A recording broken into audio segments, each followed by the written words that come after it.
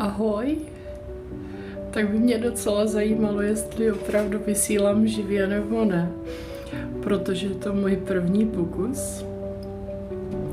A cílem tady toho videa je prostě vás jenom pozdravit a popřát vám krásný den, protože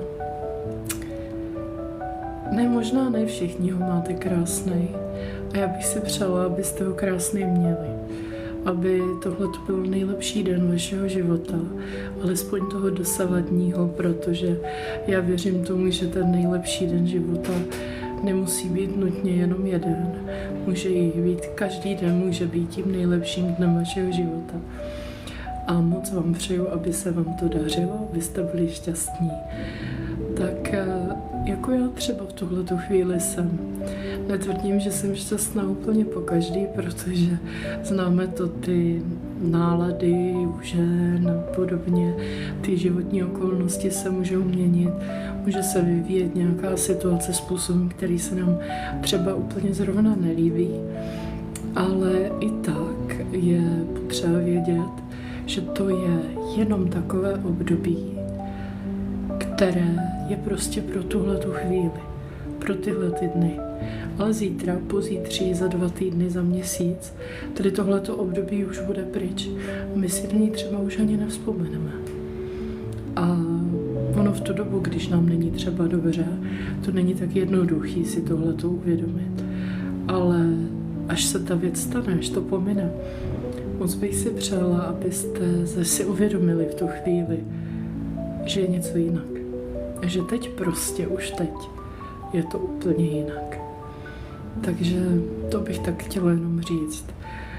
Abych vás potěšila, povzbudila k tomu, že ať už procházíte jakýmkoliv trablem, tak je to jenom vaše současná situace.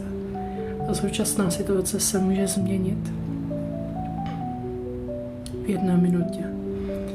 Můžete potkat někoho, kdo vám pomůže vyřešit ten problém, můžete dostat nějaký super nápad a zjistíte, že to řešení třeba existuje, možná je takový, který jste nečekali, možná je to i řešení, který se vám úplně ze začátku nebude možná líbit, ale přesto všechno to řešení se objeví. Žádná situace není tak zlá, aby nemohla být ještě horší, jak se říká, ale žádná není stabilní, nic není na pořád. Takže teď, jestli třeba zrovna máte těžký období, tak to prostě přejde. Je to dneska, zítra může být jinak. Žijte tak jakoby v tom chvíli, kdy máte těžký den, z minuty na minutu. Prostě krok za krokem a ono to nějak půjde. Tak vám chci popřát hezký den. To je moje první vysílání, takže jste takovou mojí testovací skupinou. A přeju vám, aby se vám hezky dařilo. A když budete chtít, nechte mi nějaký komentář, co zrovna třeba vy prožíváte, nebo jestli jste i sami vy zažili nějaký takový to období, kdy najednou jste si uvědomili, že nějaká věc skončila, ani jste si nevšimli, že třeba skončila.